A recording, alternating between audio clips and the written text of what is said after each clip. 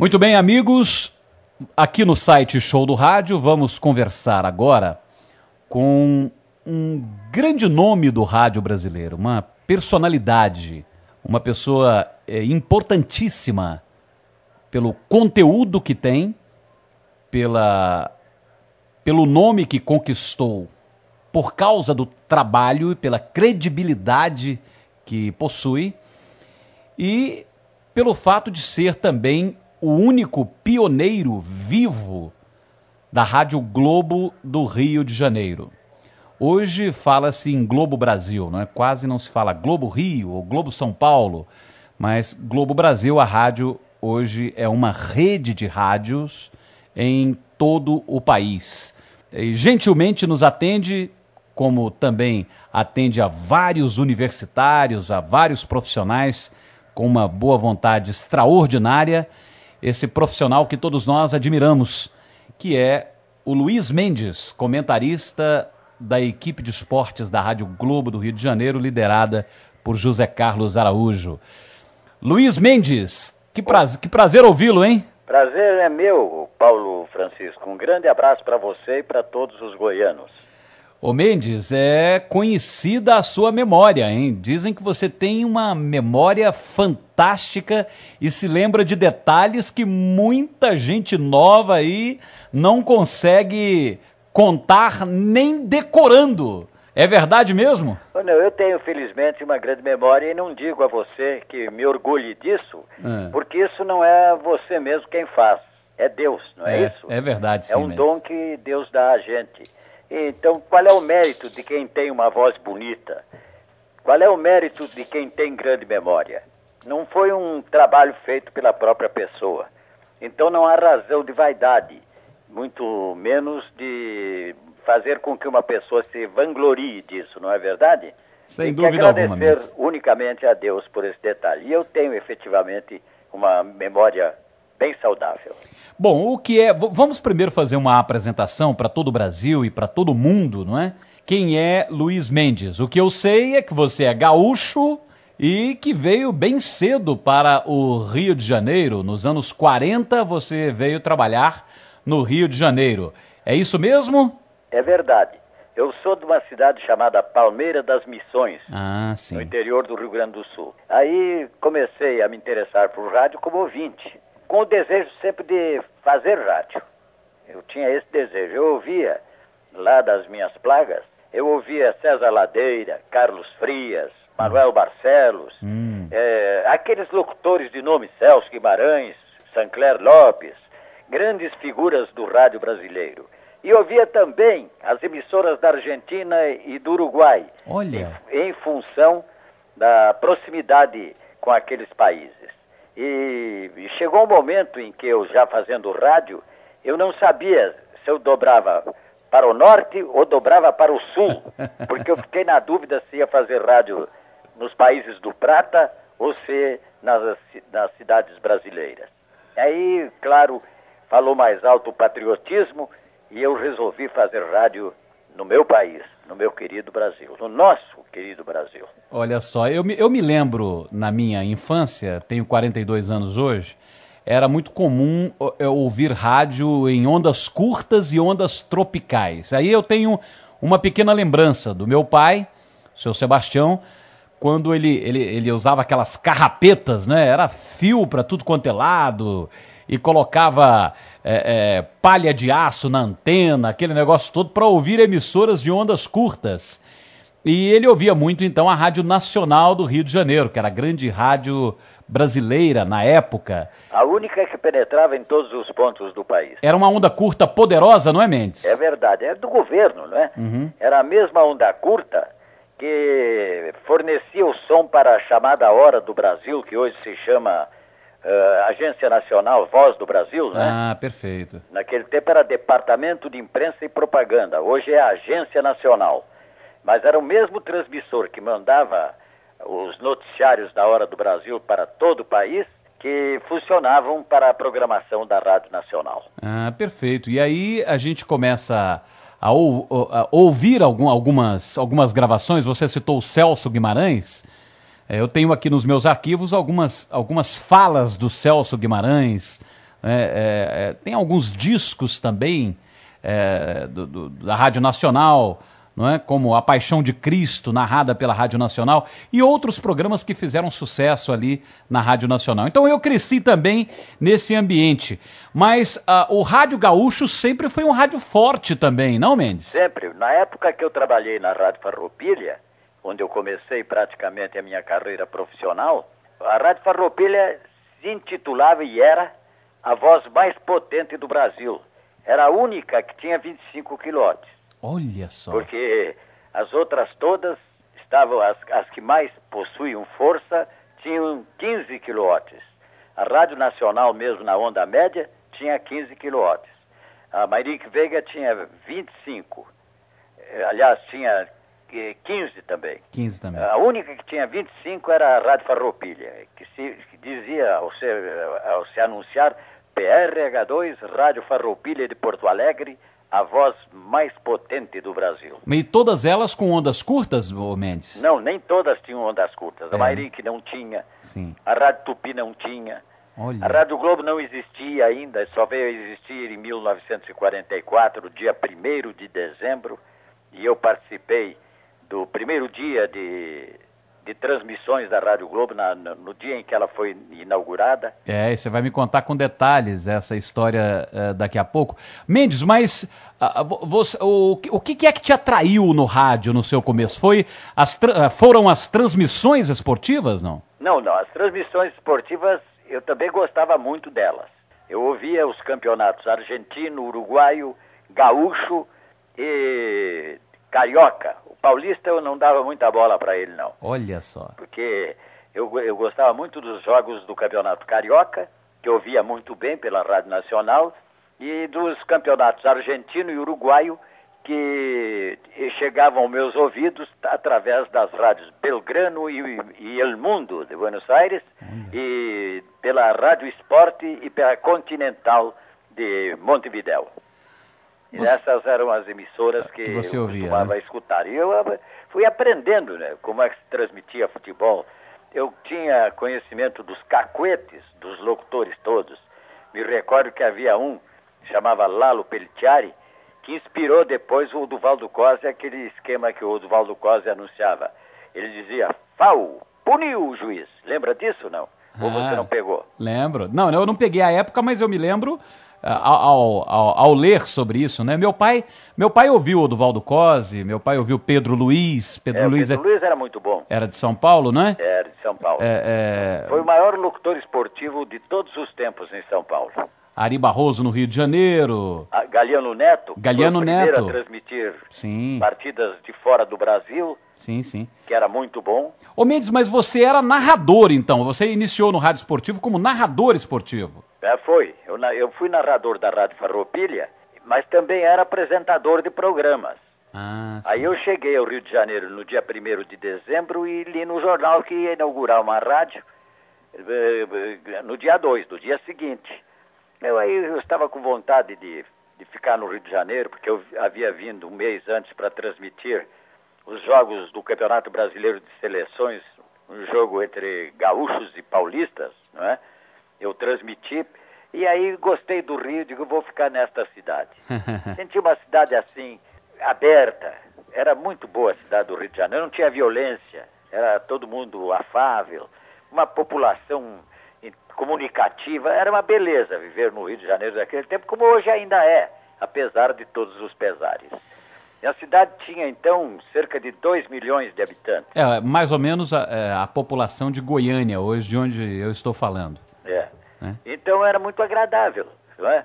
E não havia nas outras cidades nenhum mau exemplo para que a nossa cidade seguisse. Por exemplo, Goiânia, eu ouço aí nos noticiários, tem também violência. Tem muita violência, não é? Como em todas as cidades, mas é o exemplo das cidades maiores, que reflete efetivamente nas cidades menores, nas capitais de médio porte, que não são pequenas essas cidades. Porto Alegre, Curitiba, Recife, Salvador, Goiânia, não são cidades pequenas, não é verdade? São cidades grandes.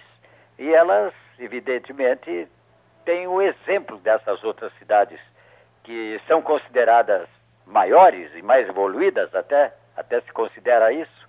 E esse mau exemplo é seguido em todos os cantos. Lamentavelmente, né? Naquele tempo não havia isso para que o Rio de Janeiro, com seus 2 milhões de habitantes, seguisse.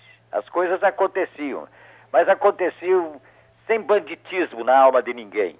Hoje o banditismo está solta em todas as cidades brasileiras e até mesmo em todas as cidades do mundo, por que não dizer?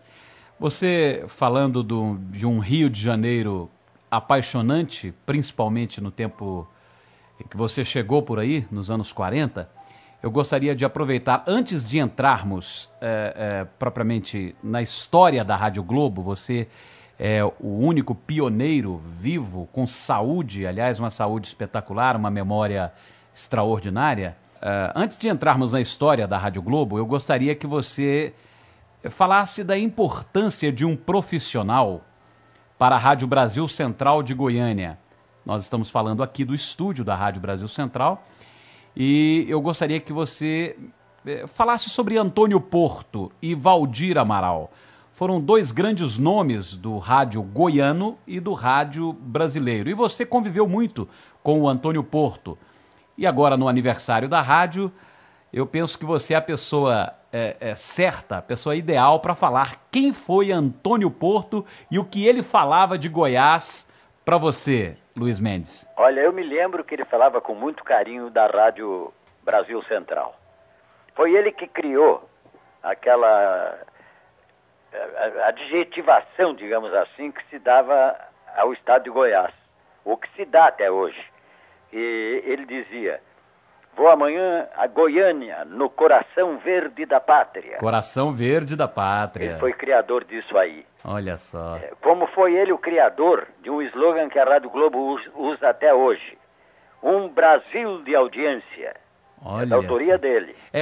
Tem uma outra frase que, se não me engano, foi o goiano Antônio Porto, que também criou e que ainda hoje é muito usada nos campinhos de pelada em todo o Brasil, que é bola pro mato. Que o jogo é de campeonato. Porque o jogo é de campeonato. Isso aí, ele pegou uma frase popular e botou no rádio e a divulgou. E hoje em dia se diz isso com muita propriedade. Quando um jogador rechaça da grande área, bota lá na arquibancada, aí se diz, ele está fazendo aquela jogada do bola pro mato, que o jogo é de campeonato. Eu me lembro bem do Porto falando o Porto foi quem divulgou essa frase popular. E ele era um produtor também, né? Ele dirigia a parte de divulgação da Rádio Globo. Uhum. Ele é que dirigia todas aquelas festas que havia, comemorando o aniversário, sempre o Porto está por detrás daquelas festas. Outra frase inesquecível do Porto é quando ele falava o tempo e placar. Ele usava a seguinte frase: os números contam a história do espetáculo. Era assim. É muito bonito, né? Sem dúvida. O Porto, eu convivi com ele, não só em partidas em que trabalhamos juntos dentro do Rio de Janeiro, dentro do Brasil, como no exterior. Eu me lembro que nós fomos juntos uma vez para fazer uma partida do Flamengo contra a seleção do Chile, lá em Santiago. E foi o dia que aquele menino do Flamengo, Adílio, estreou no time do Flamengo. Ele tinha saído do time de juniores e foi incluído no time principal. O Flamengo ganhou da seleção do Chile no Estádio Nacional de Santiago por 2-1 e ele fez o gol da vitória, o Adílio. E o Porto estava comigo. Sim. Então nós tivemos aquela convivência, tomamos juntos aquele maravilhoso vinho chileno, não é? Fizemos ali, digamos, um passeio pelos lugares mais bonitos da cidade de Santiago do Chile. Na verdade, ele era, além de tudo, um grande companheiro. Um grande companheiro era o Antônio Porto. Antônio Porto. Grande figura, sem dúvida, do rádio brasileiro. Assim como foi Valdir Amaral. Valdir Amaral, outro goiano, né? É outro goiano. Valdir Amaral tem, em relação a mim, 2 episódios importantes.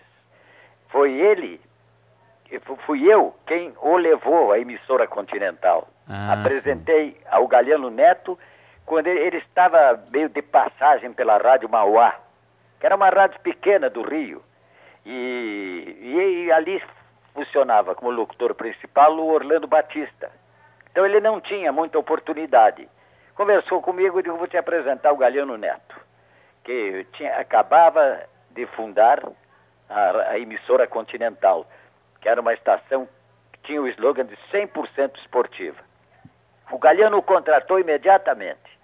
Eu levei a redação da emissora Continental, que funcionava na Avenida Rio Branco, ao lado da Ótica Lux, e ele ficou ali, dali partiu. Quer dizer, eu o integrei ao ponto de onde ele partiu como um dos grandes nomes do rádio esportivo brasileiro. E muito tempo depois, no ano de 1970, eu estava na televisão já por 15 anos sem fazer rádio. E o Rui Porto, que era o grande comentarista da Rádio Globo, saiu da Rádio Globo. Foi para Tupi. E o Valdir se lembrou de me convidar. E me convidou. Eu fiz uma negociação com a TV Rio, e ela me permitiu que fosse fazer os comentários no rádio. E aí então eu voltei para o rádio, precisamente trazido pelo Valdir Amaral. Eu levei o Galiano Neto, e ele me levou à Rádio Globo 15, muito mais de 15 anos, vou dizer exatamente, 15 mais 11, quase... 26, né? Hein? 26, né? 26 anos. 26 anos depois ele me levou de volta para o rádio. Olha só, Valdir Amaral, um goiano brilhante da cidade de Pilar de Goiás. É uma cidade pequena aqui no interior. E aí a gente volta, não é? Para recordar algumas frases geniais. Era um tempo em que o rádio era extremamente criativo, não é, Mendes? Tinha os chamados bordões, não é? O relógio marca. Eu me lembro que eu criei aquele: tudo muito propício para a prática do velho e violento esporte bretão. Tem muita gente que usa isso até hoje, hein? É verdade. Eu criei nas minhas transmissões. Às vezes o estado do tempo não era bom, e eu aí dizia: nada propício para a prática do velho e violento esporte bretão. Velho e violento. E o Valdir teve aquele: o relógio marca, não é? Teve o estar... deserto e adormecido, o gigante do Maracanã, quando os jogos terminavam. Indivíduo competente. Ele criava muita coisa, ele era muito criativo, o Valdir. Goiano, Valdir Amaral, inesquecível. Eu queria que, para aproveitar, evidentemente, essa participação importantíssima sua, gostaria que você, em nome do grande Antônio Porto e Valdir Amaral, o Antônio Porto que trabalhou e fundou aqui na Rádio Brasil Central uma equipe de esportes chamada o Screte de Ouro da Rádio Brasil Central. Que você pudesse, então, cumprimentar os nossos ouvintes da Rádio Brasil Central, que completa mais um ano, essa rádio que é histórica, e dizem por aqui que o Valdir Amaral, muitas vezes em transmissões internacionais, usou a onda curta e a tropical da Globo quando eventualmente ele precisava, né? Necessitava de um canal assim internacional. Gostaria que você cumprimentasse os nossos ouvintes da Brasil Central em mais essa festa, em mais esse aniversário, em nome do Antônio Porto, que você conviveu, o nosso goiano, Mendes. Eu tenho certeza que se lhe coubesse fazer uma saudação à Rádio Brasil Central, o Antônio Porto faria como se fosse para o próprio coração dele, porque ele tinha a Rádio Brasil Central no coração. Ele fazia referências a essa grande emissora do centro do Brasil com um carinho tão grande que chegava a comover aqueles que o ouviam. Ele tinha um amor muito grande pela Rádio Brasil Central. E eu quero, então, fazer parte desse amor e dizer a todos os ouvintes da Rádio Brasil Central que eles devem continuar aplaudindo sempre essa emissora que tanto tem trabalhado pelo desenvolvimento de Goiás e do Brasil. Uma emissora que orgulha, efetivamente, o rádio brasileiro. Muito bem, Mendes. Agora eu gostaria que você nos contasse um pouco da história da Rádio Globo do Rio de Janeiro. Você citou uma data aí, 1º de dezembro de 1944. Como foi adquirida a Rádio Globo do Rio de Janeiro por Roberto Marinho? Era a rádio transmissora, não é isso, Mendes? Ela era a rádio transmissora brasileira, e o Galiano Neto convenceu o Dr. Roberto a comprá-la para fazer com que a Organização Globo iniciasse a sua atividade no rádio do Brasil. E ele comprou. O Globo comprou a Rádio Transmissora Brasileira e passou a fazer transmissões sem dar nem o nome de Rádio Transmissora nem de Rádio Globo. Ela fazia o que se poderia chamar de transmissão experimental. Só dava o prefixo, que era PRE3. Aí dizia, estão ouvindo a PRE3. Não dava nome de rádio porque ainda não tinha. Depois se escolheu o nome Rádio Globo. Se discutiu muito, segundo eu soube logo depois, que se chamaria Rádio Globo ou Rádio O Globo, entende? Porque o nome do jornal é O Globo, não é? Mas aí venceu a simplificação, Rádio Globo. E aí está aí até hoje. Ela começou, então, no dia 2 de dezembro. Eu me lembro que quando eu fui procurar o Rubens Amaral, que era o locutor-chefe e o selecionador de locutores, para ver se havia uma vaga para eu poder começar numa rádio que começava, ele perguntou se eu tinha experiência. Olhou para mim, eu tinha 20 anos, ele achou, eu não tinha muita barba, como ainda hoje não tenho, ele viu aquele garoto ali, meio com cara de criança, não é? Ele perguntou para mim, você tem alguma experiência? Eu aí tirei uma carteirinha que eu tinha de locutor da Rádio Farroupilha e mostrei para ele. Ele leu, viu ali e disse para mim assim, você vem amanhã às 3 horas da tarde, que amanhã nós vamos ter a programação de inauguração, e você vai falar às 3 horas, vai trabalhar no programa Chá das 3. Vou botar o seu nome. Eu disse, muito obrigado, mas eu vou fazer algum teste antes disso? Ele disse, não. Se você é locutor da Rádio Farroupilha, você não precisa fazer teste. Olha só.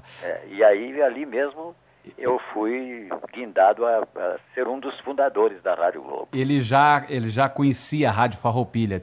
Porque a Rádio Farroupilha tinha prestígio nacional. Sim. Tinha um grande renome dentro do rádio brasileiro, porque, como eu disse a você, ela era aquela que se intitulava a mais potente do Brasil, e era mesmo, porque ela tinha a maior quantidade de quilowatts, 25. Perfeito. Você falava agora há pouco sobre a potência das emissoras, né? 15 quilowatts, 25, como a Farroupilha. A rádio transmissora, que se tornou Rádio Globo, era uma rádio pequena, então. A rádio transmissora tinha 5 quilowatts, depois subiu para 10. Sim. Durante o tempo que passou a ser Rádio Globo, ela passou a ter um pouco mais de potência, mas era uma estação que tinha dificuldades de penetração nacional, porque e depois numa frequência muito, com o perdão da redundância, uma frequência muito frequentada. Muitas emissoras ali naquela região, era 1180 kHz. 1180, perfeito. A 1180 que depois... Ela hoje é 1220. 1220. Que foi quando a Revolução tirou a concessão à Rádio Mayrink Veiga, porque ela havia sido comprada por um adversário político, que era o Dr. Leonel Brizola, ela passou a ficar livre ali. E o governo abriu o processo de concessão daquela frequência, uma frequência internacional, que pode botar aí a potência que quiser. Então aí a Rádio Globo ganhou essa concessão e saiu de 1180 para 1220. Só para ver se eu entendi bem, essa 1220 era uma frequência que foi usada por outra emissora, então? Pela Mayrink Veiga. Pela Mayrink Veiga? Antigamente era a Mayrink Veiga que funcionava ali. Mas depois que a Rádio Globo entrou no ar, a Mayrink Veiga continuou no ar também por um grande tempo. Quando ela era de propriedade do Leonel Brizola, ela fechou, o governo tirou a concessão dela. Pois mas isso lá para os anos 50, 60, não? Já foi quando a Rádio Globo começou em 1220, já não havia Mayrink Veiga há mais de um ano. Tá. Aí a Rádio Globo encomendou transmissores mais potentes, na ocasião de 100 kW, hoje ela tem 200, mas ela tinha 100 naquele tempo, botou o transmissor na nova frequência. Entendi. Mas foi uma rádio de muito prestígio, a Marink Veiga, né? Foi. Inicialmente eu tenho a impressão de que antes da Rádio Nacional ela teve mais prestígio até do que todas as demais. Perfeito. O prefixo dela era PRA9, o que indica que foi a 9ª emissora, ou a 8ª emissora, a ter concessão no rádio brasileiro, porque o prefixo é PR, é a abreviatura de prefixo. Aí começava A2, não começava por A1. A2, que foi a Rádio Ministério da Educação.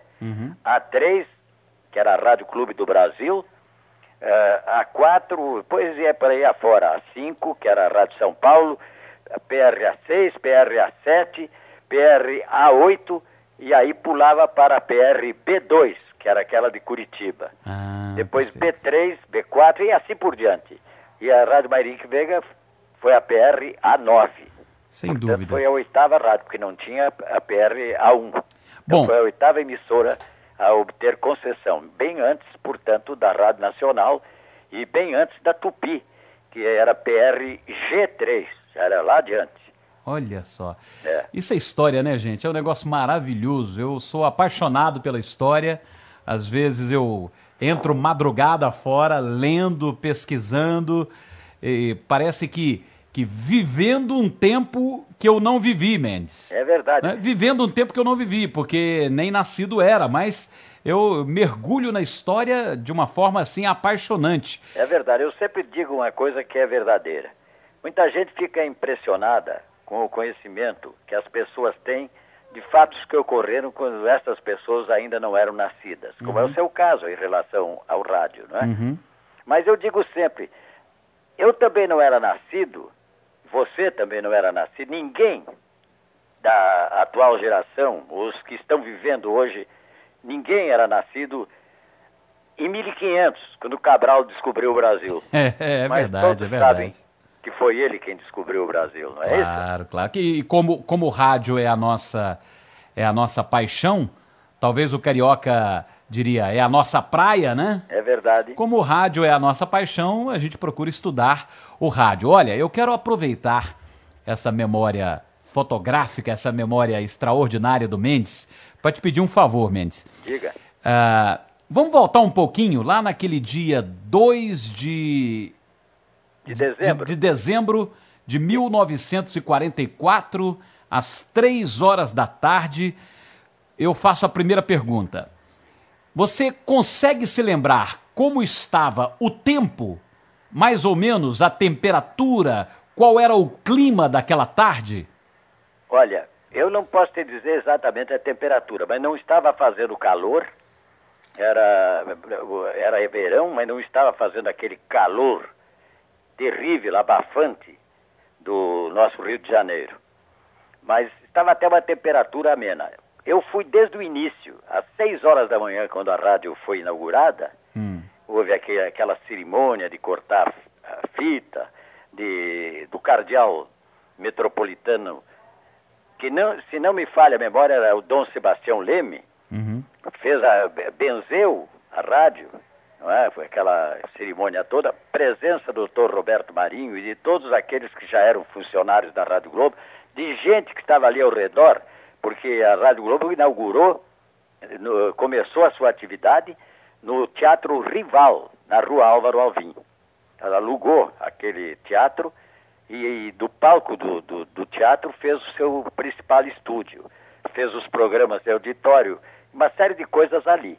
Mas a inauguração, propriamente dita, foi do lado de fora. E depois a programação passou lá para o Teatro Municipal. E o dia inteiro a Rádio Globo fez uma programação com convidados, com cantores da época, aquelas grandes figuras do rádio, o Silvio Caldas, Francisco Alves, Carlos Galhardo, todos eles foram cantar na inauguração da rádio, autorizados pelas emissoras às quais pertenciam na ocasião. Foi uma excelente receptividade que a Rádio Globo teve. E à noite, usando aquele cenário maravilhoso do Teatro Municipal, cantou a maior cantora contralto do mundo, que havia se casado com o brasileiro Henrique Lage, O nome dela era Gabriela Besanzoni. Ele passou a se chamar Gabriela Besanzoni Lage. E veio morar no Rio de Janeiro. Ela que era figura de proa no Teatro Milão, no Teatro Scala de Milão. Sim. Que era uma das grandes e nobres atuantes na ópera mundial. E ela tinha aquela voz de contralto verdadeiramente extraordinária.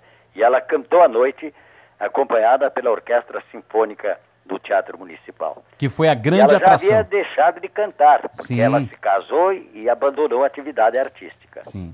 Mas cantava ainda, porque, claro, quem canta jamais deixa de cantar, não é verdade? Ela foi a grande atração, então, na inauguração, não é? Foi. Ela cantou naquela noite da inauguração da Rádio Globo. Dia 2 de dezembro de 1944. Então, o primeiro estúdio da Rádio Globo foi em que rua e em que local exatamente, Mendes? Foi no Teatro Rival da Rua Álvaro Alvim, ali... no centro da cidade, perto da Câmara Municipal do Rio de Janeiro. Rua Álvaro...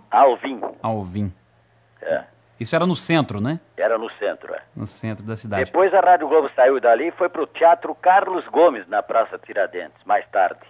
É porque as emissoras na época precisavam ficar exatamente em lugares onde havia espaço para o público, é isso, não é? É verdade, isso aí foi uma das coisas que fizeram a Rádio Globo tentar começar num teatro, porque tinha o auditório já pronto, né? Perfeito. Isso favorecia muito, principalmente, a apresentação de artistas internacionais, que a Rádio Globo foi quem criou essa denominação que se dá horário nobre, que ela fez um acordo com o Cassino da Urca, e todos os astros e estrelas que vinham para o Cassino da Urca, às quintas-feiras, às 9 horas da noite, sim, cantavam na Rádio Globo. E o nome era esse, Horário Nobre da Rádio Globo, patrocínio de A Exposição.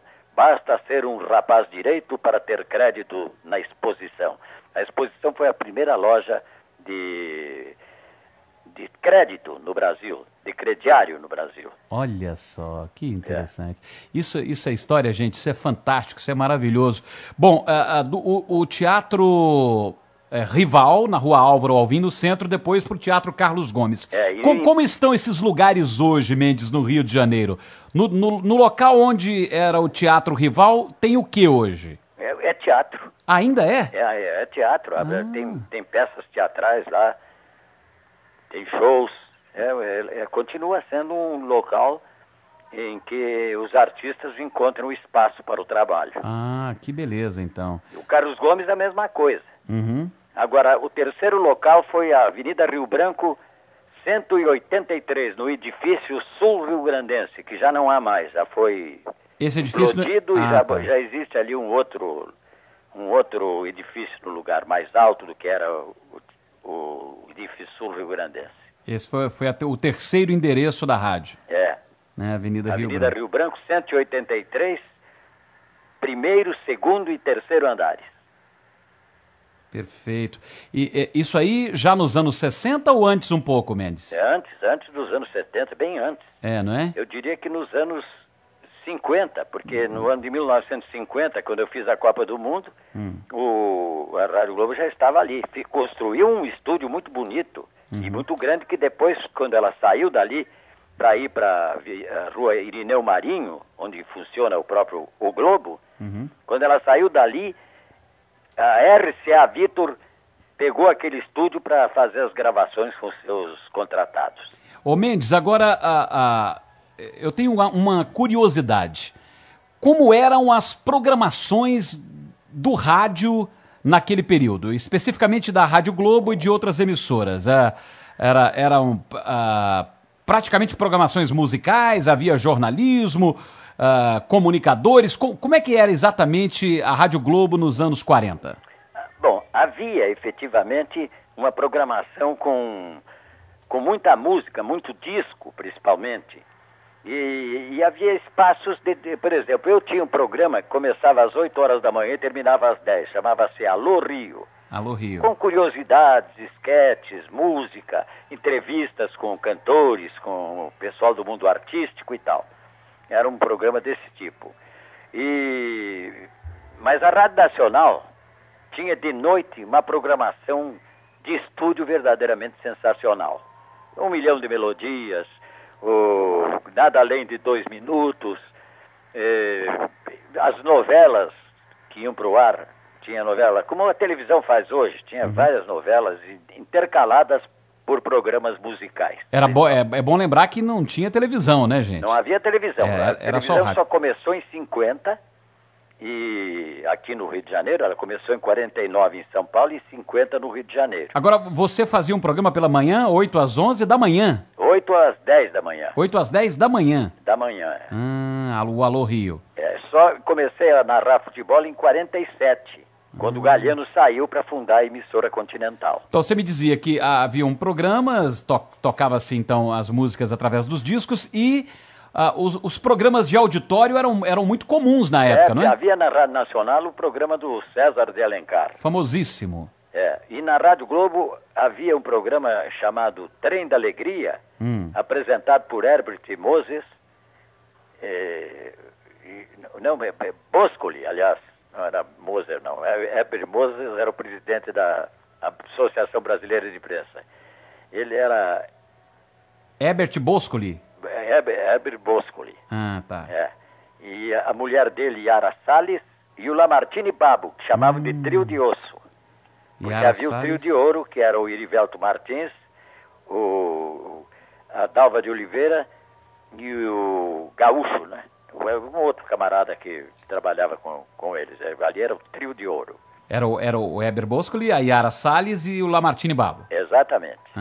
Eles formaram o Trio de Osso, porque eles eram os três bastante magros. Perfeito, Trio de Osso.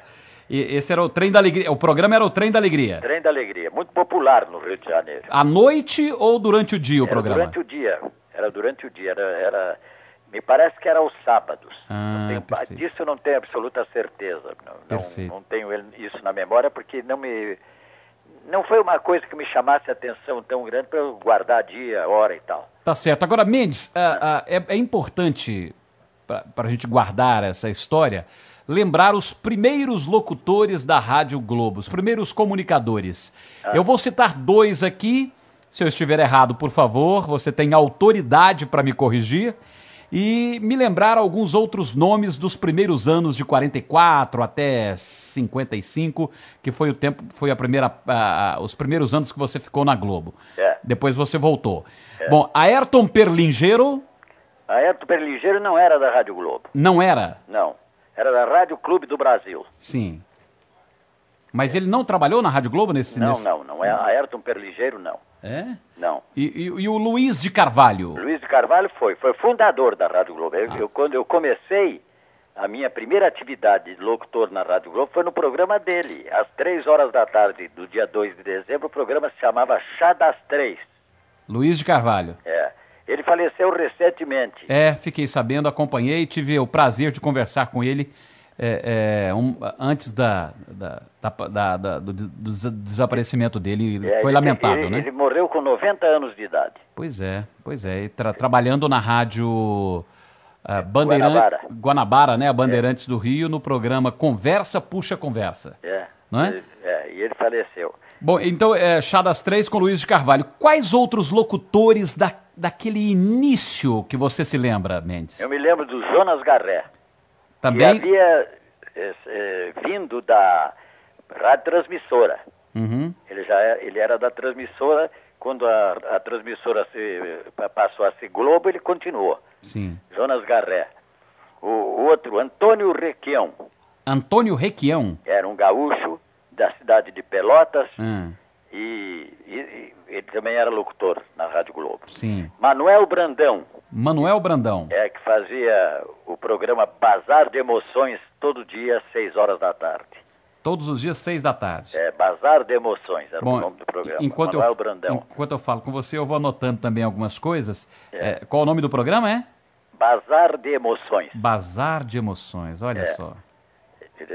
Outro locutor que estava na Rádio Globo nesse período a que você se referiu, teve o Américo Vilhena. Américo Vilhena, se não me engano, o Américo Vilhena, depois que eu falei com você na semana passada, ele trabalhou também na Rádio Itatiaia, de Belo Horizonte. De Belo Horizonte. Agora, outro, Rubens Amaral. Rubens Amaral, que fez a inauguração, não foi? Foi ele que comandou a inauguração. Você falou locutor-chefe. Ele era o locutor-chefe. Quem chefiava, quem escalava os locutores para os horários era ele. É o que seria hoje um gerente geral? Nem sei se seria esse o termo. Um diretor artístico, talvez? Provavelmente. Coisa assim, não é? Provavelmente mais o diretor artístico. Américo Vilhena, Rubens Amaral, você citou aqui Manuel Brandão, Jonas Garré, Antônio Requião, Luiz de Carvalho... Manuel Barcelos. Manuel Barcelos não era da Nacional? Não, ele saiu da rádio, ele era da Rádio Tupi, foi para a Rádio Globo e depois foi para a Nacional. Manuel Barcelos estava lá nos anos 40, então. E outro locutor que está vivo, fez também agora recentemente 90 anos, o Raul Brunini. Raul Brunini. Raul Brunini. E o Luiz Brunini também, não mesmo? Mas o Luiz não era locutor. Ele não era? O Luiz era do setor administrativo. Inicialmente na contabilidade e posteriormente passou a ser o diretor-geral da rádio. Perfeito. Os dois irmãos, Raul Brunini. Conversei com o Raul Brunini semana passada, viu, Mendes? Ele fez recentemente 90 anos. Ele passou por uma intervenção cirúrgica. Mas está também com uma memória extraordinária, não é? Ele chegou na Rádio Globo 15 dias depois dela inaugurada. Pode ser considerado um pioneiro também, né? Sem dúvida. Pode até ser considerado fundador, não é? Sem dúvida. Raul Brunini. Os irmãos Bruninis tiveram uma grande credibilidade, estabeleceram seus nomes de maneira muito forte na história da rádio, né? O Raul Brunini conquistou, inclusive, prestígio político. Ele foi deputado pela União Democrática Nacional. No tempo de Carlos Lacerda, né? Ele que era o apresentador do Lacerda por todos os lados. Agora, o Mendes, é verdade que as rádios, elas tinham mais audiência à noite do que durante o dia naquele tempo? Era verdade, tanto que a programação principal era realizada à noite. Né? Quando a televisão começou a pegar, eu me lembro que eu falei para o Vitor Costa que ele devia fazer uma inversão. Passar a programação nobre, que era da noite, para de dia, quando a televisão às vezes nem funcionava. Sim. As emissoras do Rio de Janeiro começavam realmente às 3 horas da tarde, às 6 horas da tarde, quando já estava anoitecendo. As emissoras de televisão, né? Hein? A de TV, né? As emissoras de televisão, elas nem funcionavam o dia inteiro. E aí, então, o rádio que estava perdendo espaço, porque se dizia, e era uma cronista, Magdala da Gama Oliveira, que dizia isso no Diário de Notícias, que o pior programa de televisão era melhor que o melhor programa de rádio. Entendeu? E aí, então, você vê que o rádio foi perdendo terreno. E se a Rádio Nacional tivesse ouvido, modéstia à parte, o meu conselho, talvez a situação não fosse tão precipitada como foi para o rádio brasileiro. Porque com o advento da televisão, quem não mudou tipo de programação, caiu. Foi o caso da Rádio Nacional. Ela não mudou tipo de programação e aí... Sofreu a decadência, né? Aí perdeu o terreno todo. E a Rádio Globo criou o estilo de colocar comunicadores, de programas solidários, de entrevistas, de radiojornalismo e rádio esportivo. Comunicador amigo, não é aquela coisa toda. Essa coisa toda. E a Rádio Globo, então, conquistou e mantém até hoje a supremacia de sintonia no Rio de Janeiro. Bom, tem outros nomes, eu evidentemente que eu tenho essa curiosidade, nomes, datas, né? Isso é sempre muito importante quando se trata de arquivo e de história, de lembranças, não é? Tem alguns outros nomes que eu gostaria de citar aqui, que parece-me que trabalharam também na década de 40, lá nos primeiros anos da Rádio Globo. Léo Batista. Léo Batista foi quando chegou no Rio de Janeiro, ele veio de Piracicaba procurar o Brunini, que era lá de Rio Claro, não o Raul, o outro, o irmão, o Luiz. O Luiz Brunini. E o Luiz me chamou e disse, olha aqui, esse rapaz aqui, ele é bom no esporte. Você podia aproveitar, eu queria que ele entrasse aqui. Aí eu disse, como é teu nome? Ele disse, João Batista Belinazo Neto. Belinazo? No rádio eu sou Belinazo Neto. Não ia fazer sucesso nunca, hein, Mendes? Nunca. Aí eu disse para ele, olha aqui, Léo, rapaz, você precisa mudar de nome, para arrumar um nome mais radiofônico. Aí ele disse, não, eu não queria mudar, porque eu já sou conhecido lá em Piracicaba como Belinazo Neto, gostaria de manter meu nome. Mas aí, dali a pouco, ele falou para mim assim, eu tenho uma irmã que se chama, não sei se era Leovigilo, o nome é assim, e apelidada Léo. Aí eu, contando isso assim na conversa, né? Aí quando eu apresentei, eu disse, agora o novo integrante da nossa equipe. Alô? Tô te ouvindo bem, Mendes. Léo Batista. E ele levou um susto assim.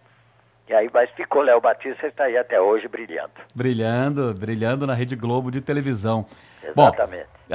Bom, conta-se, aí eu preciso saber se é verdade ou mentira, né? Ou se é apenas uma lenda, aquelas histórias que surgem, né? Que a primeira vez que você anunciou o Belinazo Neto, você teve uma dificuldade terrível. E você, então, daqui a pouco estreia o Beli, né? Foi aquela dificuldade. Verdade ou mentira? Isso é mentira. Né? É porque eu senti que o nome não era radiofônico, aí peguei o início do nome da irmã dele, Léo, né? E botei o sobrenome, que o sobrenome é muito bom. E nesse período, você já comandava a equipe de esportes, Mendes? Eu comandava a equipe de esportes já, então. Já não fazia mais programa de estúdio, Já não, era mais... Não, eu só fazia esporte. Só esporte, né? Perfeito. O Léo Batista chegou, então, por esse período aí, 46... mais ou menos 1948, 49, por aí.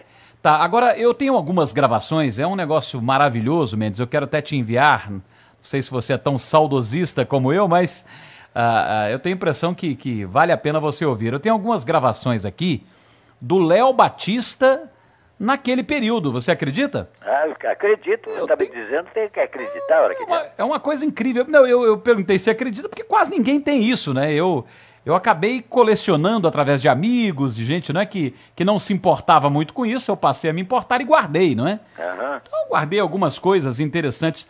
O Léo Batista continuou por muitos anos lá. Eu tenho, por exemplo, aqui uma edição de O Globo no Ar, apresentada pelo Léo Batista. Ele se tornou um noticiarista?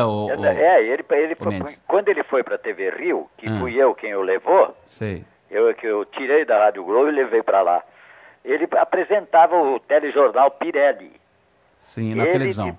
Mais tarde veio o Heron Domingues, que foi o grande repórter-esso, né?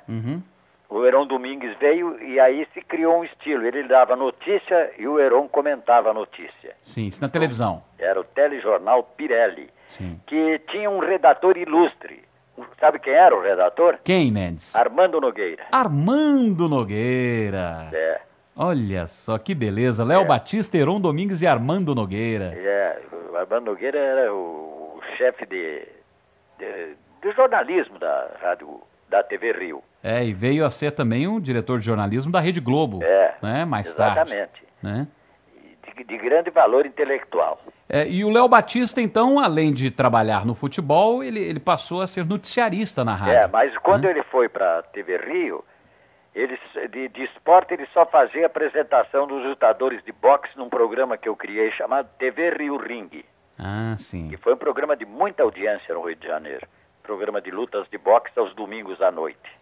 O Mendes, e o Áureo Ameno também é daquela época, não é? O Áureo Ameno foi repórter, quando eu já havia saído da Rádio Globo. Sim. Ele entrou mais tarde, eu já havia, portanto, depois de 1955, que eu saí da Rádio Globo em 55, e voltei em 1970. Agora eu queria que você me contasse a seguinte história, Mendes. Nós temos até hoje na Rádio Globo, um noticiário muito famoso chamado O Globo no Ar. Agora, o Globo no Ar não era um noticiário, era um programa da Rádio Globo. Como é que foi o começo do Globo no Ar? O Globo no Ar não era aquelas edições pequenas que de hora em hora? Era. O Globo no Ar foi criado assim, porque na Rádio Nacional existia o repórter-esso, né? Sim, o famoso repórter-esso. Era às 8 horas da manhã, depois tinha 1 hora da tarde, e depois não sei se era 6 horas da tarde, mas eram 3 apresentações diárias pequenas, de 5 minutos. Sim. e que o Heron Domingues é quem apresentava na Rádio Nacional. Sim. E aí se criou na Rádio Globo o Globo no Ar. Até o prefixo que existe até hoje é muito parecido com aquele do Repórter Esso, não é verdade? Sim, é verdade. É. Então, ele foi criado assim, não foi um rádio-jornal imenso, não. Foi apenas um informativo periódico. Isso já logo no começo da rádio tinha o Globo no Ar, não é? Exatamente. Uhum. Foi criado... Exatamente para concorrer com o Repórter Esso. Com o Repórter Esso, E o que não concorria, na verdade, porque a Rádio Nacional era imensa, né? Nada concorria com a Rádio Nacional, e vou te dizer, até por ignorância do público. Uhum. Porque o Globo no Ar tinha fundadas razões para ser melhor informado do que o Repórter Esso. Porque ele era feito com a informação do Globo, que era o grande jornal. Ah, sim. Que tinha todas as grandes notícias. Então, o Globo fornecia material para o Globo no Ar. Ah, perfeito. Então, mas o público... Olha, quem deu, em primeiro lugar, o fim da guerra foi a Rádio Globo. E quem deu esse fim da guerra em primeiro lugar foi o Globo no Ar. É mesmo? Mas todo mundo dizia no dia seguinte que tinha sido o Repórter Esso. Eu tenho uma gravação aqui, a gravação histórica, né? Acabou a guerra, acabou a guerra, acabou a guerra, né? Do Heron Domingues no Repórter Esso, né? Mas ele não foi o primeiro, como se dizia, não. Atribuíram em função da importância da emissora. Sim. Agora, quem apresentava o Globo no Ar naquela época, no começo? Era variado. Não havia um locutor específico, não. Sei. Era o que estivesse no horário. O Rubens Amaral apresentou, o Raul Brunini apresentou, o locutor da hora apresentava. Ah, perfeito. Depois de uma certa época, isso depois dos anos 60, começaram a surgir aqueles noticiaristas mesmo. Especialistas na notícia, não é? Perfeito. Bom, agora eu quero que você me conte a mudança da Rádio Globo para o prédio da Irineu Marinho, é isso? Foi. Isso se deu em que ano, Mendes? Olha, o ano eu já não estava na Rádio Globo. Você não estava na Globo nessa época? Não estava. E vou te contar uma coisa. Quando eu fui para a televisão, eu me esqueci da existência do rádio. Cometi esse pecado. É mesmo? É verdade. Eu nem ouvia rádio mais. Eu só via televisão e só trabalhava em função da televisão. Então deixa eu esquecer um pouquinho a televisão, porque eu quero explorar o Mendes, principalmente na história da Rádio Globo. Eu quero tocar no seguinte assunto com você, Mendes. Surgiu um personagem na Rádio Globo no começo dos anos 50, e eu sei que você lá estava, chamado Carlos Lacerda. Ah, sim. Bom, então eu vou contar aquilo que li e você, por gentileza, me corrija ou me confirme, não é? Sim. Se eu estou certo naquilo que eu acabei lendo. Começou-se ali um jornalismo propriamente dito pela Rádio Globo e um jornalismo de oposição ao governo Vargas. Foi. Como é que Carlos Lacerda teve acesso à Rádio Globo? Foi. Exatamente. Como é que ele teve acesso à Rádio Globo? Ele procurou, foi procurado, isso ninguém tem certeza quem procurou outro, pelo Roberto Marinho. Pelo Roberto Marinho? Ele ou procurou o Roberto Marinho, ou o Roberto Marinho o procurou. O procurou, não é? Eu sei que eles se uniram, se entenderam, e o Roberto Marinho colocou o microfone da Rádio Globo para o Carlos Lacerda fazer as acusações que fazia. E ele fazia, às vezes ele falava 2, 3 horas por noite. A Rádio Globo mudava a programação. Uma vez eu estava no campo do Fluminense para fazer um jogo Fluminense e Botafogo. Sim. E o Getúlio tinha tido um pronunciamento às 19 horas, na hora do Brasil, de 19 às 20 horas, e ele resolveu contestar o presidente. Sim. E a Rádio Globo abriu o microfone para ele e eu não fiz o jogo. Que isso? Esse dia eu senti que devia sair da Rádio Globo, porque achei que eu tinha concorrentes, e concorrentes importantes, o Duvaldo Cosi. Puxa vida. Ari Barroso, Galiano Neto, esses caras eram veteranos e tinham uma grande sintonia, e eu estava brigando com eles, eu estava chegando e estava entrando, como se diz. Aí a Rádio Globo começou a fazer... Simplesmente tirou o futebol do ar e colocou o Carlos Lacerda. Eu levei mais de quase 2 anos para cumprir aquilo que naquele dia eu tinha decidido fazer. Que deveria fazer. E achei que estava sendo menosprezado, não eu pessoalmente, mas o esporte, o futebol, que para mim era a maior paixão, muito mais do que política. Agora, conta-se que em determinado momento, o Roberto Marinho chegou pro Luiz Brunini, pro Raul Brunini, e disse o seguinte: olha, nós estamos fazendo um jornalismo do contra, um jornalismo da perseguição. Nós não podemos fazer assim, não é assim que se faz jornalismo. E o Luiz Brunini teria dito ao seu Roberto Marinho o seguinte: olha, o mesmo espaço que se dá ao Carlos Lacerda, vamos dar também aos representantes do governo. No que foi prontamente aceito pelo governo, que enviou seus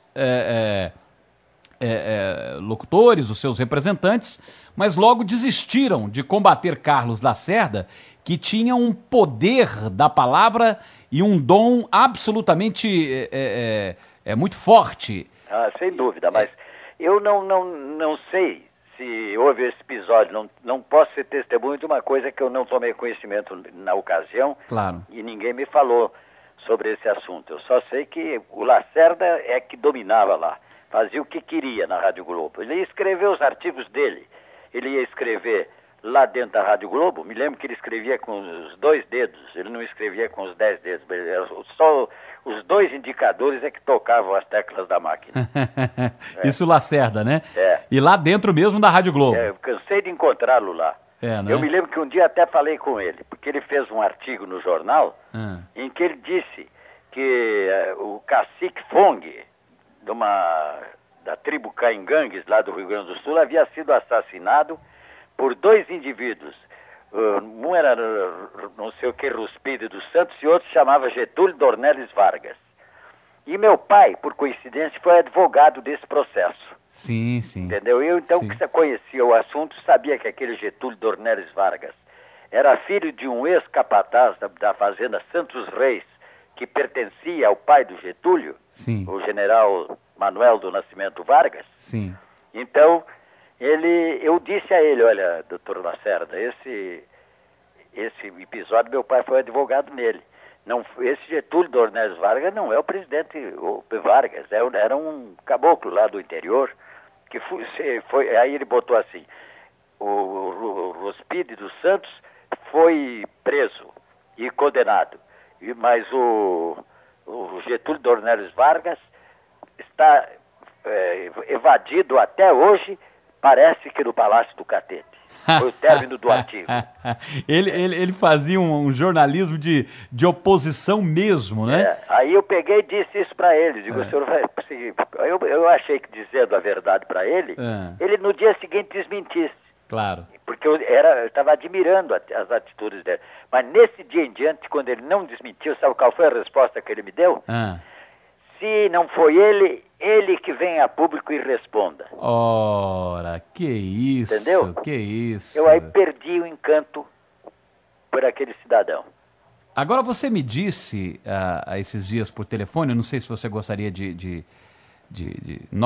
falar isso para os nossos internautas, os nossos ouvintes, qual o motivo da oposição de Carlos Lacerda a Getúlio Vargas com tanta veemência nos microfones da Rádio Globo? Bom, eu na época não sabia, pensava que era uma espécie de incumbência dada pela digamos, pela falta de admiração, que era uma inimizade sincera, que ele não concordava com os métodos do Getúlio. Isso era o que eu admitia. Hoje é que a gente lê aí que a CIA estava por detrás de tudo isso, né? E ninguém desmente, porque foi o próprio embaixador americano da época que fez uma declaração de que trabalhou para a deposição de 2 presidentes, o Getúlio e o Jango. Perfeito, sim. Depois então, isso eu li, aliás, publicada no próprio Globo, essa entrevista. De maneira que eu acho que isso aí é um motivo muito forte, não é? Logo depois, o Lacerda foi eleito governador do estado da Guanabara, não foi? Exatamente isso. E recebeu uma verba da Aliança para o Progresso para administrar o estado do novo estado, e fez uma administração como ninguém fez. Foi a melhor administração da história do nosso estado aqui, embora ele não fosse o estado integrado, porque ele era apenas o que hoje é a cidade do Rio de Janeiro, era o estado da Guanabara, né? Perfeito. Bom, desde a criação da Rádio Globo, a emissora apoiava os candidatos da UDN, que era um partido de oposição a Vargas. Né? Mas depois houve o rompimento do Lacerda com o Roberto Marinho também. Ah, houve o rompimento? Houve. Eles romperam. Acho mas que quando o Lacerda morreu, sim, havia já acontecido esse rompimento. A Rádio Globo já não era mais... Não era mais... oposição também. O microfone dela não era mais posto na boca do Lacerda, não. Ah, perfeito. Houve um rompimento entre eles. Mendes, eu tenho aqui, nos meus escritos, alguns nomes de programas da Rádio Globo naquela época do Carlos Lacerda. Então, quando fala na época do Carlos Lacerda, estou imaginando aqui 1953... 52, 53, 54. Foi nesse tempo que ele desencadeou essa campanha. Por exemplo, Conversa em Família. Ah, foi um belo programa. Foi um programa que a Rádio Globo colocou no ar. Como era o programa, quem comandava e quem participava? Você consegue se lembrar, Mendes? Lembro bem. Olha, o Conversa em Família foi uma ideia de um alemão que trabalhava na Rádio Globo, que era jornalista. Alemão de sotaque e tudo. Chamava-se Corte. Corte? O sobrenome é que me falha a memória para lembrar. Era um nome alemão. E ele tinha a denominação de Tio Curte, que ele participava, porque a família... O Álvaro Moreira também participava, o grande escritor brasileiro. Álvaro Moreira. O Raul Brunini participava. Brunini. O Rubens Amaral. Brunini e Amaral. E o Urbano Lois. Urbano Lois? Urbano Lois fazia o pai da família. Fazia para fazer um velho. E eles pegavam toda a notícia que era compilada por esse Curte. Ele é que produzia o programa. Era um rádio-teatro? Como era a Conversa em Família? Era todo conversado. As notícias eram dadas em papo, conversando, e comentários. Mas isso é muito interessante, inclusive para o rádio atual, hein, Mendes? Eu acho que deviam reviver um programa desse tipo. Puxa vida, eu acho que seria... O programa foi um sucesso extraordinário. Foi, não é? Conversa em Família era apresentado que horas, Mendes? Era 10 horas da noite e até quase meia-noite. 10 da noite? Olha só. E o conteúdo que tinha no programa era especificamente político ou não? Não, tinha política também. Todo tipo de notícia. Não é? Todo tipo de notícia. Eu mesmo, às vezes, era chamado para participar com assunto esportivo. Olha só, o que eu tenho escrito aqui, Mendes. Em 1946, 46, a Rádio Globo lançou Conversa em Família, considerado um precursor dos programas de debates radiofônicos. Exatamente. Né? Simulando um diálogo informal sobre temas importantes e entre membros de uma mesma família. E o programa conseguia obter altos índices de audiência. Verdade. Inicialmente com a apresentação de Urbano Lois, com a participação de Sagramor Escoveiro. Essa foi uma... Depois foi até vereadora aqui no Rio de Janeiro. Ela fazia um programa feminino de manhã cedo. Era mulher, né? Sagramor Escoveiro. O programa dela tinha um slogan: o mundo não vale o seu lar. Olha, isso na Rádio Globo? Na Rádio Globo. Era de manhã também, 10 horas da manhã. O mundo... não vale o seu lar. Que isso? O mundo não vale o seu lar. Era um programa destinado às mulheres, né? Às donas de casa. E ela participava, às vezes, do Conversa em Família. Perfeito. E tem um outro nome aqui do Conversa em Família, que é o Sérgio de Oliveira. Esse era também um dos membros. Era muito meu amigo, por sinal. Era? O nome dele, verdadeiro, era Arno Broda. Que trabalhou na Rádio Difusora de Porto Alegre com esse nome. Quando veio para o Rio de Janeiro, mudou para Sérgio de Oliveira. E se destacou. Ele fazia comigo o Alô Rio. Nós fazíamos juntos. O Sérgio de Oliveira, né? E ele depois se tornou também artista de cinema. Fez vários filmes. Perfeito. Entendeu? Perfeito. Segundo o Raul Brunini, esse Conversa em Família, em 1952... foi onde o Carlos Lacerda falou pela primeira vez na Rádio Globo. Isso Isso eu não tenho certeza, porque eu não tinha esse detalhe em mim mesmo, mas acredito que sim. Eu acredito que sim.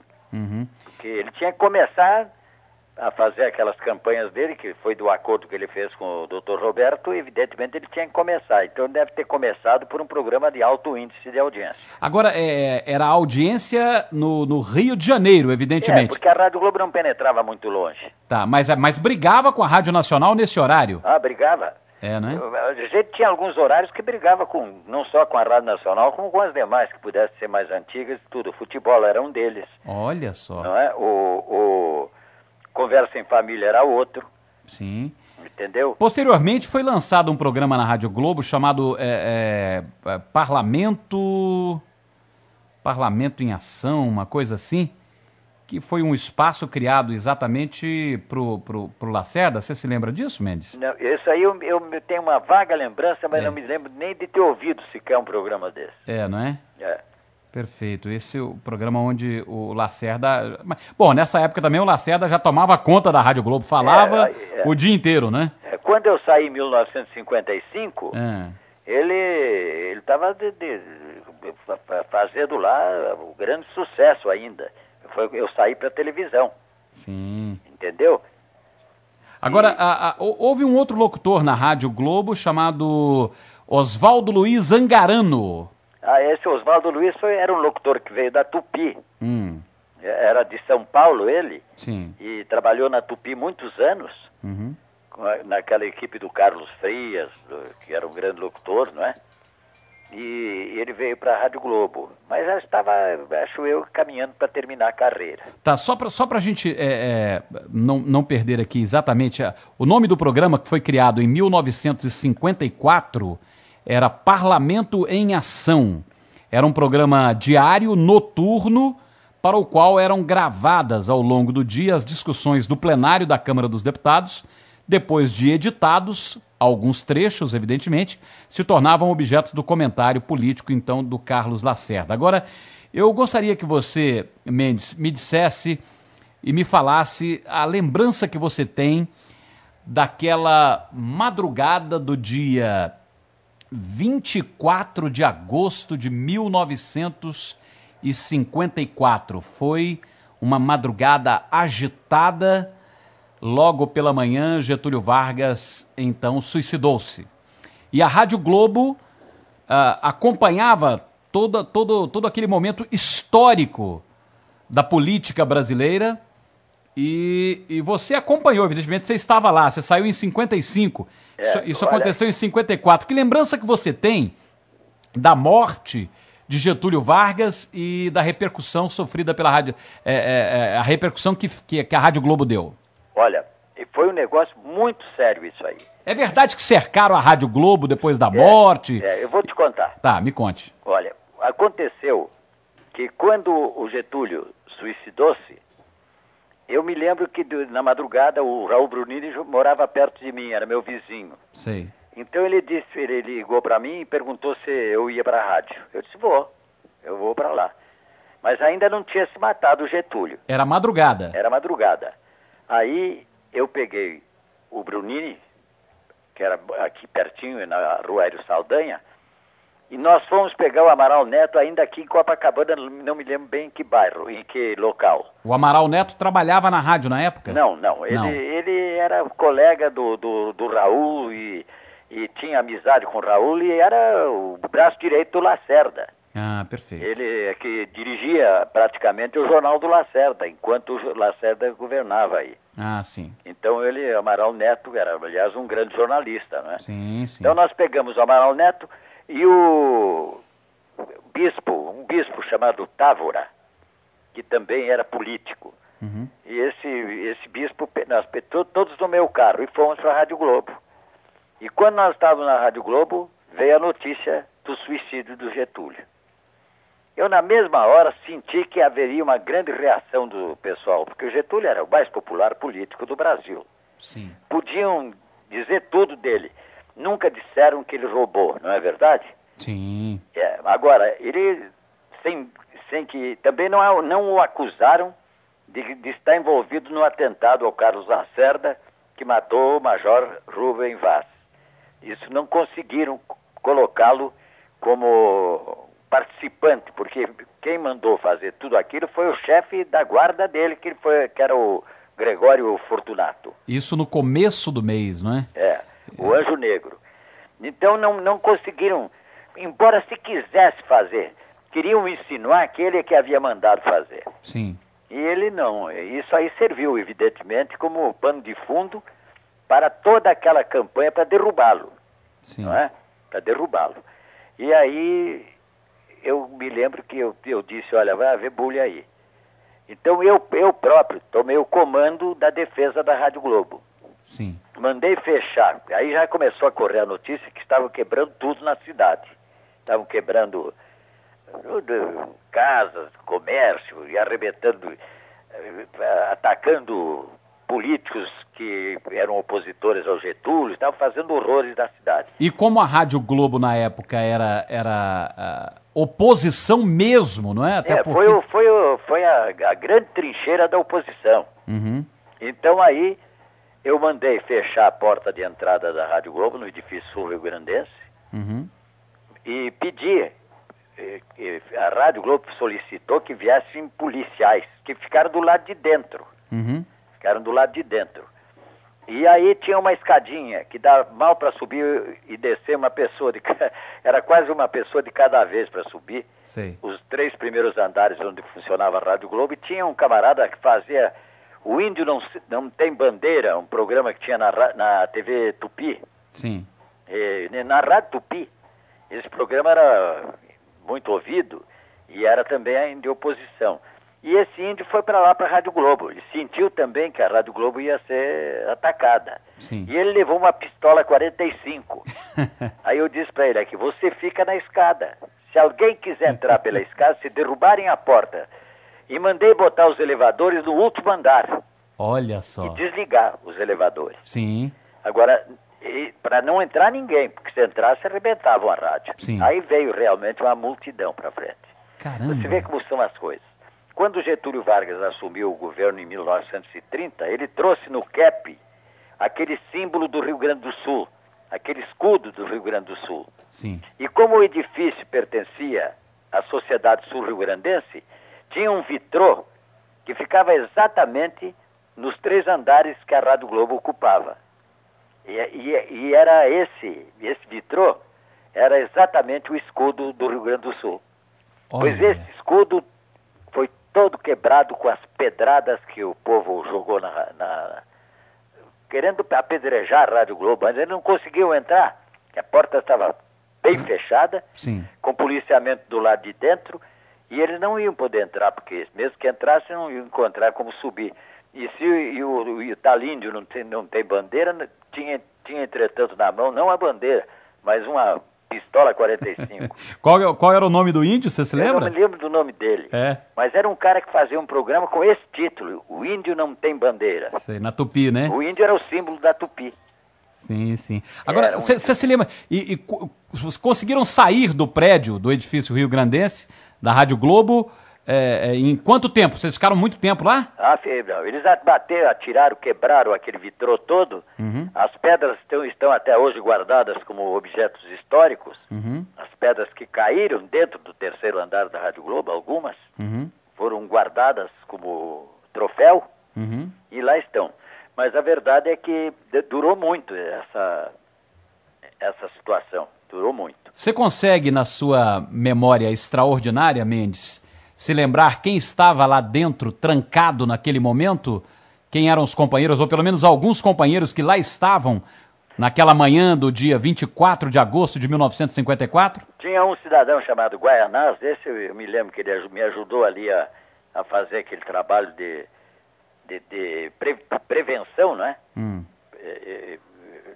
Era Galhardo Guaianás o nome dele, estava lá dentro. Depois, mais tarde, ele foi até diretor da Rádio Globo. Estava lá dentro também. Era locutor?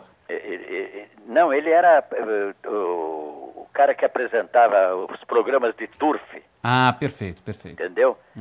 E tinha os artistas, estava o Miguel Gustavo, que era marido da Sagramor Descovero, estava lá também. O Léo Batista estava, porque o Léo deu a notícia, Batista, né? Estava também. Não é? Estava também. Léo Batista estava. Estava um outro cidadão chamado Lourival Paes, avô desse prefeito atual. Sim, ele era o que exatamente? Ele era gerente da Rádio Globo. O Américo que deu a notícia pela madrugada devia estar também, né? Estava lá também. Então esses todos estavam lá. Agora sim, tinha muita gente, tinha muito mais gente do que essas que eu estou citando. O Brunini estava lá, o Raul Brunini, não? Não, o Brunini estava, pois ele foi comigo para lá. Foi no seu carro, é verdade, né? O Brunini estava. Estava também o Amaral Neto, estava lá dentro, estava esse bispo, Távora. Perfeito. E o povo adorava o Getúlio Vargas, os trabalhadores gostavam demais do Getúlio Vargas. Mesmo assim, as falas do Carlos Lacerda davam audiência na Rádio Globo, Mendes? Muita audiência. Porque havia algumas pessoas que ouviam, assim como esses masoquistas, que não gostavam do que ele dizia, mas o ouviam. Entendi. Entendeu? Sempre há aqueles que não é? Que são opositores, sem dúvida alguma. Agora ele foi obrigado a sumir do Rio de Janeiro. A reação foi tão grande. Ele teve que ir embora, né? Ele teve que ir embora. Pegaram um navio aqui. Eu me lembro, eu estava na janela depois, não na hora de tudo, mais tarde, bem mais tarde, eu estava na janela do meu apartamento, onde eu avistava a entrada da Barra. O meu apartamento de Copacabana tinha vista para a praia e tem a entrada da Barra do Rio de Janeiro, que fica entre o Pão de Açúcar e o Gragoatá de Niterói. O navio saiu por ali e eles do Forte de Copacabana atiravam no navio. Que coisa incrível, hein? Então a gente via as balas baterem na frente do navio. Eu acho que eles não quiseram acertar, quiseram apenas atemorizar. Aí o navio foi mar afora, eu acho que foi lá para Angra dos Reis, para aquelas bandas de lá. Mendes, eu não poderia jamais, nós estamos falando desse momento político e muito conturbado na época, a Rádio Globo participou, mas eu não poderia jamais conversar com você sem falar do futebol e da Copa do Mundo de 1950. Porque você ficou na Rádio Globo até 55, 56, não é? Eu fiz a Copa do Mundo. Você foi o primeiro... Como é que houve uma transmissão que você fez exclusiva? Foi de qual Copa, Mendes? Foi a de 54. 54? Eu transmiti só os dois últimos jogos exclusivamente. Pela Rádio Globo? Porque os outros locutores que foram, eles venderam os jogos do Brasil. E o Brasil jogou só 3 vezes. Sim. E nós vendemos 5 jogos, que para chegar à final era preciso participar de 5 jogos. E como a gente acreditava que o Brasil pudesse chegar à final, nós vendemos para o nosso anunciante, que era Alberto Portela e Companhia Limitada, nós vendemos para ele 5 jogos. Aí os outros vieram embora quando o Brasil foi eliminado na 3ª partida. E eu fiquei para Uruguai e Hungria e para Alemanha e Hungria. E fiz sozinho esses jogos. Pela Rádio Globo? Pela Rádio Globo. Pela Rádio Globo. É isso com aí. Com exclusividade. Ô Mendes, você narrou a Copa do Mundo de 50 e aquela triste derrota narrei. Com o gol do Didier? Todos os jogos do Brasil eu narrei em 1950. Pela Rádio Globo? Pela Rádio Globo, Quem era a equipe na época? Você narrava? Quem comentava? Eu narrava, o Benjamin Wright comentava, o Geraldo Romualdo da Silva era o repórter. Pai do José Geraldo de Almeida? Não, Geraldo Romualdo da Silva. Sim, esse era o pai daquele grande Geraldo narrador José da Rede Globo? Almeida era pai do Luiz Alfredo. Perdão, eu estou confundindo aqui. O Geraldo Romualdo da Silva era um mineiro. Sim. Que trabalhou muito tempo no Jornal dos Esportes e no Globo. Era um excepcional repórter esportivo. E você narrou aquela Copa de 50. Como ele foi? Foi o primeiro repórter de campo do rádio brasileiro. Perfeito. Viu? Foi um dia dramático na sua vida e na história de muitos brasileiros, aquela derrota para o Uruguai, não é, Mendes? Como foi? Muito embora eu não fosse tão otimista como a maioria era. E digo por quê. Por quê, Mendes? Porque um mês antes da Copa do Mundo, o Brasil jogou 3 vezes com o Uruguai pela Copa Rio Branco. Perdeu em São Paulo por 4-3 e ganhou as 2 do Rio de Janeiro, em São Januário, por 1-0 e 3-2. Então foram jogos parelhos. E o Brasil, no quadrangular final, por ter vencido a Suécia por 7-1, a Espanha por 6-1, e o Uruguai havia empatado com a Espanha por 2-2 e ganho da Suécia por 3-2, todo mundo achou que o Brasil ia ganhar fácil do Uruguai. Se esqueceram daqueles jogos da Copa Rio Branco um mês antes. Então aí houve o jogo e foi aquilo que se viu. Eles nos ganharam. Botaram muito mais alma, muito mais raça do que o nosso time. Nosso time estava assim, de salto alto, achando que tinha metido 7 num, 6 no outro, ia meter 4 ou 5 no Uruguai. E não meteu. Eles é que nos ganharam ainda o jogo. Então eu, que estava com medo do jogo, sim, não recebi assim com tanta surpresa o resultado. Né? Mas o público, que estava certo da vitória, o público virou frangalho. Você precisava ver o que choravam homens e mulheres. Imagino. O silêncio que você ouvia. Olha, você ouvir o silêncio é um negócio sério. É incrível, né? Ouvir o silêncio. Você ouviu o silêncio em forma de soluços, de suspiros, enfim, de lamentações. Essa que é a verdade. E isso não ficou só ali após o jogo, não.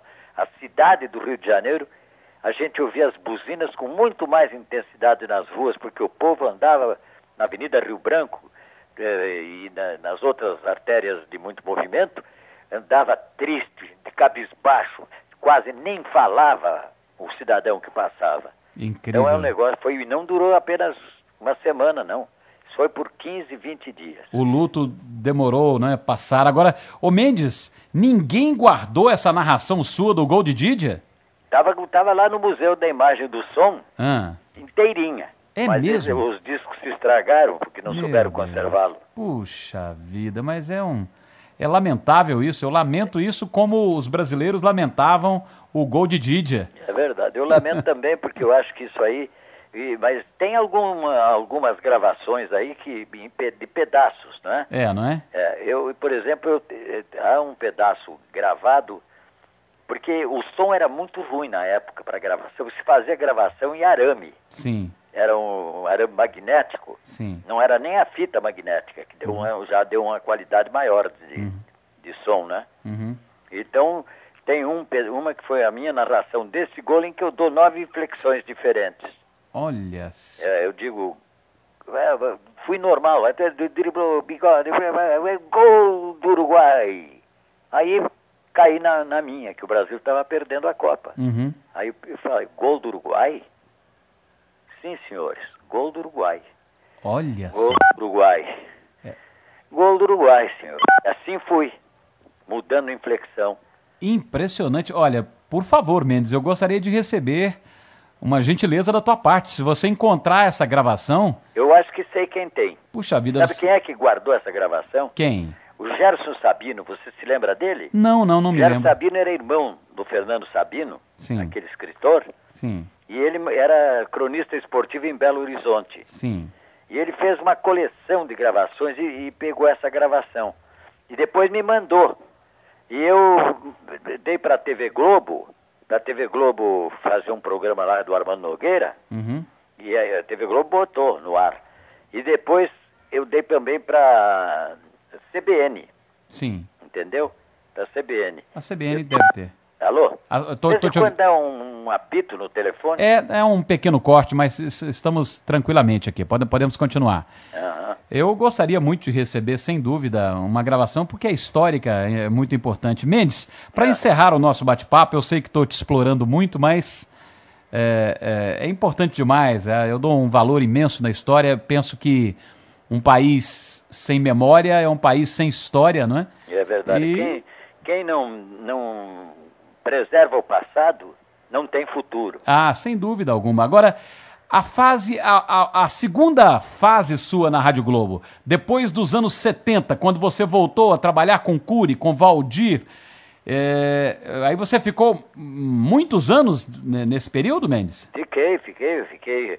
Eu me lembro que eu fiquei até 1977, quando eu sim, saí junto com o Zé Carlos, com o Washington Rodrigues e Deni Menezes para a Rádio Nacional. O Zé Carlos também começou na Rádio Globo. O Zé Carlos começou a fazer do repórter, aquele que fica atrás do gol. Sim, repórter.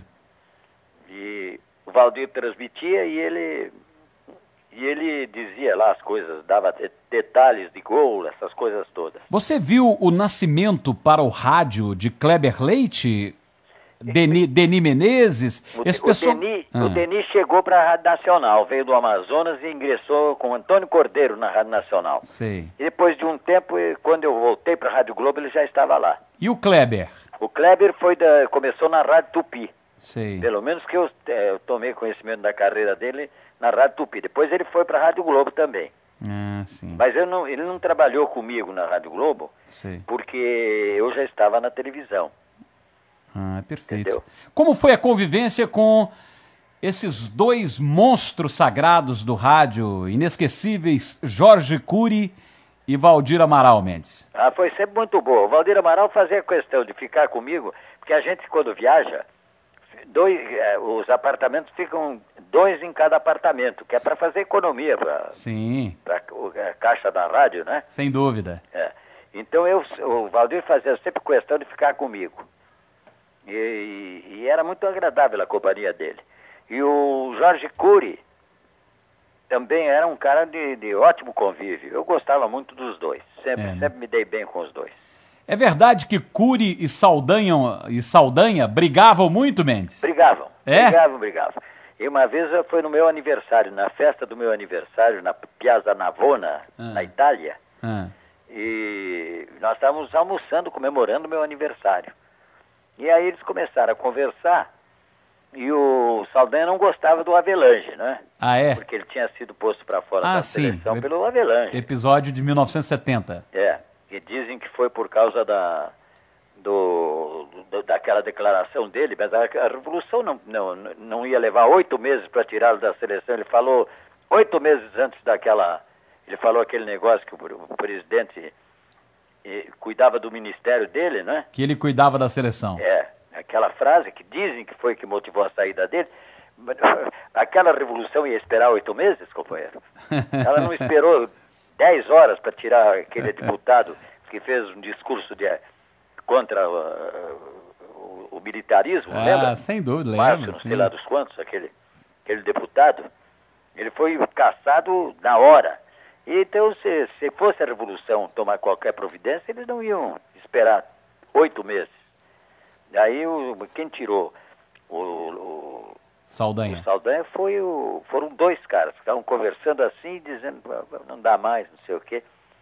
Que ele tinha ido um dia antes para dar um tiro no Justric, que tinha feito uma entrevista contra ele, com uma repercussão imensa. Ele foi na concentração do Flamengo procurar o Justric, não foi? Lembra disso, não? Eu tenho a gravação do Saldanha aqui fazendo desabafo contra a diretoria do Flamengo na época. Então, a verdade é que eles decidiram tirar o Saldanha. O Avelange estava na jogada. E ele, daí para frente, ele não gostava do Avelange. E então, você me perguntou, não sei o que foi. Eu perguntei sobre as intermináveis brigas de Saldanha e Cury. O Cury estava fazendo um elogio ao Avelange e ele contestou. E começaram a discutir. Ele chamou que o Cury, disse que o Cury era um teleguiado, que falava no rádio guiado por interesse, de dirigentes, uma série de coisas. O Cury reagiu com palavras. Aí ele levantou para brigar com o Cury. E o Valdir Amaral levantou para conter o Saldanha.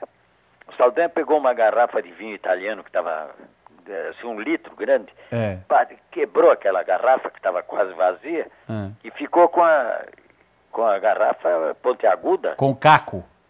Com aquele caco para brigar, porque o Saldanha não brigava na mão, não. Né? Não, ele brigava sempre porque ele era muito fraquinho, né, fisicamente.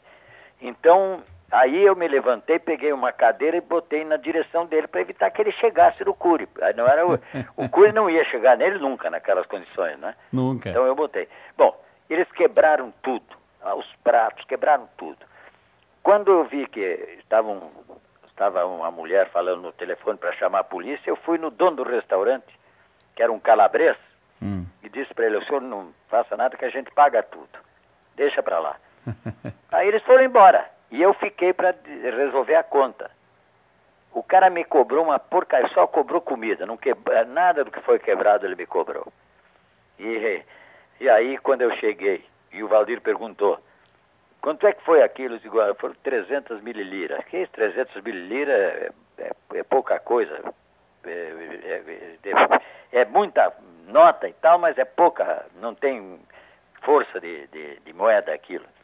Então aí, ele disse, não é possível, você está escondendo o jogo? Não, não estou, não. Foi só isso mesmo. Não paguei mais do que isso. Aí fizemos ali a divisão, que nem era preciso, porque afinal era pouca coisa. Mas a verdade é que o cara era calabrês, eu acho que ele gostava de ver uma briguinha. Olha só, agora o Valdir Amaral era o comandante da equipe e tinha que ficar administrando ali Cury e Saldanha muitas vezes. Porque quem não se lembra de Valdir Amaral no primeiro tempo, Cury no segundo, ou às vezes o contrário, João Saldanha e Mário Viana, não é? Isso aí foram muitos anos no ar, imagino que o Valdir ficava ali tentando administrar aquela questão. Como o relacionamento de Valdir com Cury, como era? O Valdir com Cury, muito bom. Muito bom, né? Muito bom, conviviam muito bem. Né? Foram grandes nomes, né, Mendes, do rádio, né? Um momento histórico. Agora, para terminar o nosso bate-papo, Mendes, é excesso de saudosismo ou o rádio caiu muito em termos de criatividade, Mendes? Olha, no esporte eu acho que não caiu. Teve muita melhoria. Só que apareceu a televisão, fazendo tudo quanto é jogo. Sei. E eu não chego a ser como a Magdala da Gama Oliveira, achar que o pior programa da televisão é melhor que o melhor programa do rádio. Não chego a isso. Mas uma transmissão de futebol pela televisão é evidentemente muito mais vista do que o rádio é ouvido hoje em dia. Qual é a pessoa que vai preferir ouvir do que ver? Sem dúvida. Não é verdade? Sem dúvida. Então, nesse aspecto, eu acho que caiu muito a quantidade de ouvintes, mas não caiu a qualidade, não. Perfeito. Agora, havia, evidentemente, uma profusão muito maior de grandes locutores, de grandes comentaristas. Hoje ficou muito reduzida a presença do rádio no futebol. São poucas as emissoras que transmitem futebol e, por isso, o campo de trabalho diminuiu demais. Para esses estudantes que estão aparecendo agora, está havendo um problema muito sério. Esses que fizeram o curso de comunicação e que preferiram até se dedicar mais à parte esportiva. Esses não têm campo de trabalho porque as estações de rádio e televisão contratam ex-jogadores de futebol, ex-técnicos, esse troço aí para suprir as vagas. Incrível, gente que... E são caras que não sabem falar. Que são péssimos gramaticalmente falando. Até entendem da tática, mas não entendem do rádio, do microfone. Nem sempre entendem da tática. Nem sempre, né? Nem sempre. Nem sempre, é verdade. Porque jogador de futebol, às vezes não conhece a regra. Ainda outro dia eu vi o Flamengo aí, que ele bateu o tiro de meta, tocar na bola antes dela sair da área. Num tiro de meta não, um tiro de impedimento, uma cobrança de impedimento, que a bola tem que sair da área para entrar em jogo. E o juiz insistindo para que eles fizessem a bola entrar em jogo, e eles contrariando, até que houve uma discussão por causa disso, e o capitão do Flamengo disse um nome feio para o árbitro, e o árbitro o expulsou de campo e mandou... Eles não conhecem a regra. Jogador de futebol vê ao redor dele, não vê como nós que não somos jogadores, como é o torcedor no arquibancada, que vê o campo todo, que vê o panorama todo do jogo, então sabe mais de futebol do que esses caras que ficaram ali vendo apenas o companheiro do lado e nada mais do que isso. Então tem a visão total do futebol. Mas são eles que estão aí ocupando os lugares desses rapazes que se formam e que, portanto, a meu ver, por essa razão, não tem futuro. Mendes, puxa vida, dizer muito obrigado a você eu seria...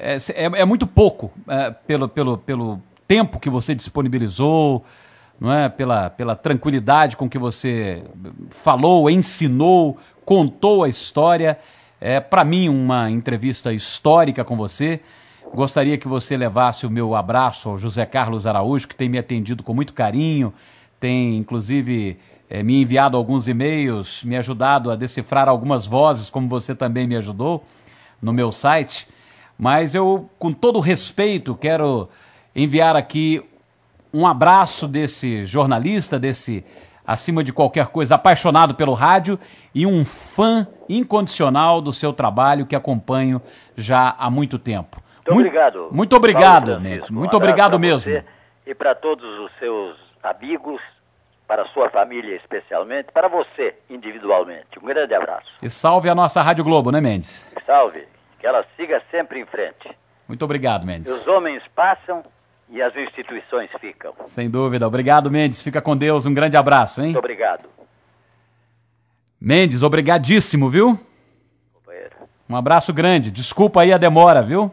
Não foi, tá tudo bom. Mas foi muito importante isso aqui, isso aqui é um arquivo extraordinário, viu? Muito obrigado. Um abraço grande, fica com Deus. Tchau.